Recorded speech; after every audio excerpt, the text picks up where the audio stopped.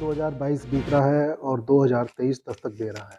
Lucknow police commissionerate ने किस तरह की अपराध पे और अपराधियों पे अंकुश लगाया और किस तरह से उस पे सफलता पाई, आज इसके लिए हम बात कर रहे हैं joint commissioner of police Shri Nilabja Chaudhary ji से। सर, आपका एसी न्यूज़ में बहुत-बहुत स्वागत है। जी। आप इसके बारे में कुछ विस्तृत से बताएँ कि किस तरह से अपराध और अपराधियों की देखिए, मतलब जब भी लखनऊ में 2020 मार्च जनवरी से कमिश्नर प्रणाली लागू हुई, तब से हम लोग ने प्रयास किया है कि जनसाधारण को ऑफिसर ओरिएंटेड पुलिसिंग मिले। संसाधन बहुत बढ़ाए गए हैं, अधिकारियों की संख्या बढ़ाए गए हैं, ताकि उनके समस्याओं का निस्तारण त्वरित गति से हो और एक सीनियर लेवल में उसकी जो है मॉनिटरिंग होती रहे। इससे बहुत सकारात्मक प्रभाव भी पड़ा है और जनता और पुलिस के बीच में जो दूरी है वो काफ़ी कम हुआ है। आप लोगों ने कोविड के समय में भी देखा और हम आशा करते हैं आने वाले नव वर्ष में भी हमारे नागरिकों के साथ हमारी जो समन्वय है, जो एक मित्रवत संबंध स्थापित हो गया है, वो और प्रगाढ़ होगी। सर, ये जो वर्ष 2022 बीत रहा है, इसमें महिलाओं संबंधी जो अपराध हुए हैं, उसमें क्या परसेंटेज रहा है? देखिए, जैसे आप अवगत है कि शासन स्तर से भी महिलाओं के विरुद्ध अपराध के लिए मतलब शासन बहुत संवेदनशील है एवं हम लोग प्रयास पूरे करते हैं कि किसी भी अपराध की सूचना मिलने पर उस पर त्वरित कार्रवाई हो। और कुछ केसेस पे आपने देखा भी है कि हम लोगों ने बहुत एग्जाम्पलरी एक्शन लिया है और करीब-करीब 48 से घंटे के अंदर जो भी अपराधी है उसको कानून की गिरफ्त में लिया है। और मैं यही अनुरोध सभी लोगों से करूँगा कि अ, हम पे विश्वास बनाए रखें और हम प्रयास यही हमेशा करते रहेंगे कि हमारे महिलाएँ, हमारे जो बहू-बेटियाँ हैं, वो सुरक्षित रहें और उनको उनके लिए एक सुरक्षित माहौल हम लोग स्थापित कर पाएँ।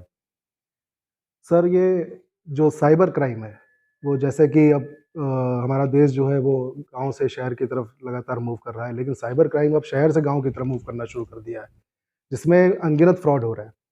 तो इस साइबर क्राइम को कंट्रोल किस तरह से किया गया और इसका क्या परसेंटेज रहा? किस तरह से इसमें सफलता हमें प्राप्त हुई? देखिए, ये आपने बहुत अच्छा सवाल पूछा और ये मैं सभी आपके माध्यम से सभी दर्शकों को बताना चाहूँगा कि आज की तारीख में और आगे भविष्य में भी धीरे-धीरे जिसको हम लोग प्रॉपर्टी ऑफेंसेस कहते हैं, जैसे मतलब संपत्ति संबंधित अपराध जो है, वो अब रियल वर्ल्ड में ना होके वर्चुअल वर्ल्ड में कारित किए जाएँगे, क्योंकि बैंक अकाउंट से लेके सभी कॉमर्स, ई-कॉमर्स व्यापार आज की तारीख में इंटरनेट के माध्यम से किया जा रहा है। और उसमें हम लोगों ने टेक्नोलॉजी तो लोगों के हाथ में दे दिया है, परंतु उसकी उसके विषय में जानकारी जो पर्याप्त मात्रा में अभी भी लोगों को शायद नहीं हो पाए, जिस कारण से इस चीज़ का फ़ायदा अपराधी उठा रहे हैं। और कुछ राज्य इस चीज़ के लिए बहुत मतलब कुख्यात है और हम लोगों ने कई बड़े-बड़े गैंग्स ट्रेस किए इसमें, जिसमें बहुत ज़्यादा मात्रा में उनने लोगों से जिसको कहते हैं मतलब फ्रॉड किया है, साइबर अपराध हुए हैं। और बरामदगी भी काफ़ी हद तक हुआ है, परंतु ये मैं पुनः कहना चाहूँगा सभी दर्शकों को कि साइबर क्राइम में स्पीड और टाइमिंग जो है बहुत इम्पोर्टेंट होता है। जैसे ही आपके यहाँ पे सूचना आए, आपके मोबाइल पे सूचना आए या किसी अन्य माध्यम से सूचना आए कि आपके अकाउंट या आपके नाम पे कोई ऐसा ट्रांज़ैक्शन किया गया है जो संदिग्ध है, जो आपने नहीं किया, उसका सूचना तत्काल हमें साइबर सेल में दें। संबंधित बैंक या फाइनेंशियल इंस्टीट्यूशन को भी दें। कोई अगर कोई पोर्टल पे खरीदारी हुई तो उस पोर्टल को दें। और क्योंकि समय से सूचना अगर आप देंगे तो जो धन की जो ट्रांसफ़र है वो रोका जा सकता है। क्योंकि हम लोग बरामदगी या गिरफ़्तारी कर तो लेते हैं, परंतु दिक्कत ये आती है कि तब तक जो अपराधी धन के ज़्यादातर जो पोर्शन है वो कहीं न इधर-उधर कर देते, खर्च कर लेते। तो वो लोग जेल चले जाते हैं, बेल पे वापस आ जाते हैं, पुनः इस घटना को कारित करने में अपना समय बिताते हैं। तो कृपया सभी से अनुरोध है कि सावधानी बरतें। कई बार सर, वादी जो है वो एक थाने से दूसरे थाने स्थानांतरित हुआ करता है, उसको पता ही नहीं चल पाता है कि मुझे अपनी कंप्लेंट कहाँ पे दर्ज करनी है।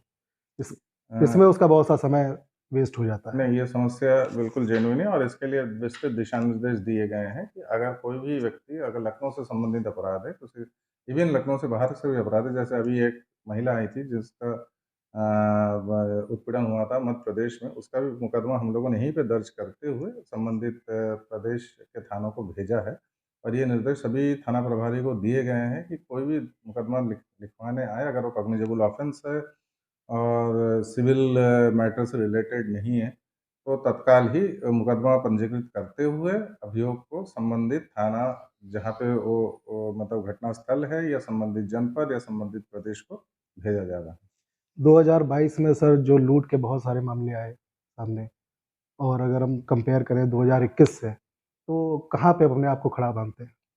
देखिए ये प्रॉपर्टी संबंधित अपराधी जो है, ज़्यादातर उस समय घटित होते हैं जो या तो व्यापारी अपने धन लेकर मंडी जाता है, या सुनार अपना दुकान बंद करके घर लौट रहा होता है। आप सहमत होंगे कि इतने बड़े क्षेत्र में हम लोग हर व्यक्ति के लिए कोई पर्सनल सिक्योरिटी तो नहीं लगा सकते। इसीलिए थोड़ा आवश्यक होगा कि हमारे जानकार नागरिक लोग भी थोड़ा-सा, जिसको कहते हैं वो, सावधानी बरतें। मैं बार-बार इस बात पे बल देना चाहूँगा कि ई-कॉमर्स के माध्यम से हम लोग अगर पैसा जमा करें, या अपने जो जिसको कहते हैं मूवमेंट की जो ट्रेंड है, उसको एक ना रखें, बदल-बदल के समय पे जाए, बदल-बदल के दिनों पर अपने बैंक में जाए, तो अपराधी जो है उसका पैटर्न बना नहीं पाता है, उससे काफ़ी फ़ायदा होता है, अपराध कम होते हैं।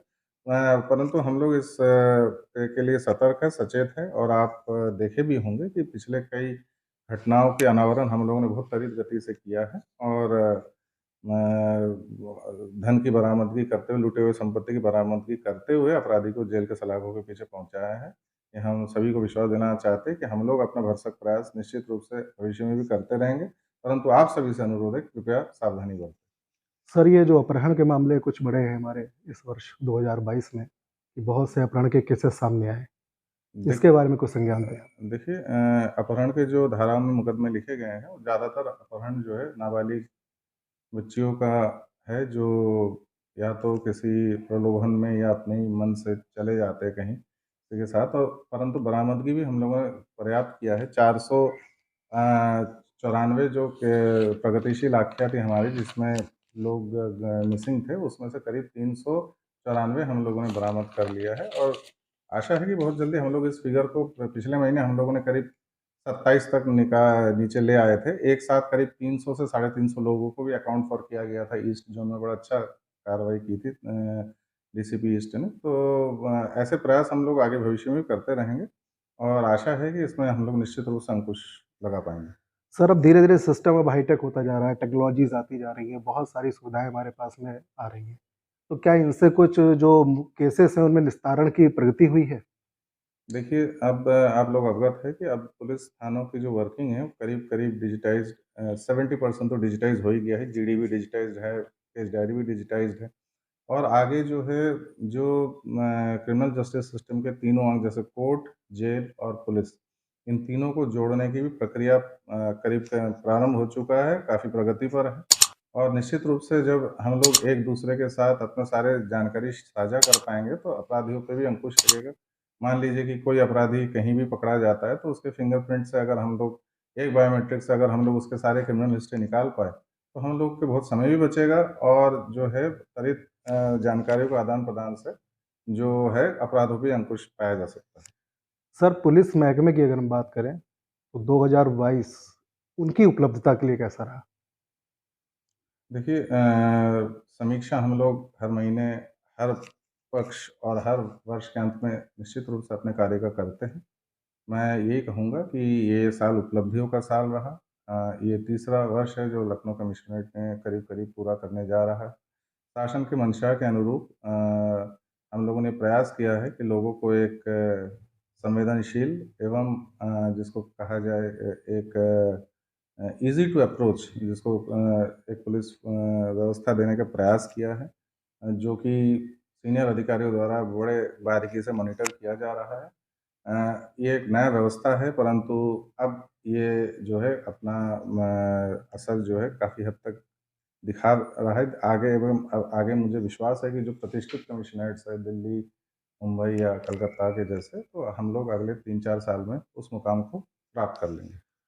सर अपराध के प्रति हमारी गवर्नमेंट बहुत सख्त है, हुँ। और वो सख्ती दिखा भी रही है, लेकिन फिर भी आफ़ताब जैसी मानसिकता के लोग जो है जघन्य अपराध करते हैं। शायद हमारे लखनऊ में भी कुछ ऐसे लोग पैदा हो रहे हों, उनके दिमाग में इस तरह के अपराध करने की योजना पैदा हो रही हो, तो उनके लिए कोई आप संदेश देना चाहेंगे? देखिए, कोई भी देश या कोई भी प्रदेश में कोई भी समाज किसी भी समय में पूर्ण रूप से अपराध मुक्त तो नहीं रहा है। ये एक अपराध नियंत्रण का प्रमुख सिद्धांत है कि wherever there is man, wherever there is society, there shall be crime. But हम लोग इस चीज़ के लिए सतर्क है, सचेत है। मैं ऐसे जिसको कहते हैं मनोभाव रखने वाले व्यक्तियों को ये कहना चाहूँगा कि कृपया अपने आपराधिक कृत्यों से विरत रहें। आप अपने आस-पास देखें और अन्य अपराधियों का हाल देखें जो कानून के गिरफ्त में आए हैं और उसके बाद एक स्वच्छ जीवन शैली का चयन करें। और ये भी अनुरोध रहेगा सभी अन्य नागरिकों से कि अपराध के संबंध में, अपराधियों के संबंध में कोई भी जानकारी मिले तो तत्काल हमसे शेयर करें, ताकि हम लोग इस जनपद को, इस प्रदेश को और बेहतर जिसको कहा जाए सेफ और क्राइम फ्री करने में हम लोग को सहयोग मिले। सर अब नया वर्ष 2023 आ रहा है और 2023 में आप नए रोड मैप के साथ में उतरेंगे, तो उसके लिए आप हमारे आवाम को, हम जनता को कुछ बोलना चाहेंगे? आपके माध्यम से मैं सभी लखनऊ के सम्मानित नागरिकों को आने वाले वर्ष 2023 के लिए हार्दिक शुभकामनाएं देता हूं। आशा करता हूं ये वर्ष उनके लिए खुशियों की सौगात लेकर आए, उनके व्यापार में वृद्धि हो, उनके कार्य में उन्नति हो और साथ-साथ उनके साथ हमारा जो समन्वय है, हमारा जो तालमेल है, हमारा जो एक सुखद रिश्ते बने हुए हैं, वो और सुदृढ़ हो। ये पुनः मैं अपील करूँगा कि अपराध और अपराधियों के संबंध में कोई भी सूचना आप हमें देना चाहें, निश्चित रूप से दें। हमारे किसी भी अधिकारी को दें, आपका परिचय भी गोपनीय रखा जाएगा और हम लोग सब मिलकर लखनऊ को एक और बेहतर जगह जो है, मतलब एक बेहतर स्थान रहने के लिए सभी के लिए बनाने में सक्षम होंगे। धन्यवाद। हम बात कर रहे थे joint commissioner of police Shri Niranjan Chaudhary ji से। मैं शैलेश त्रिवेदी, तेजसी न्यूज़, लखनऊ।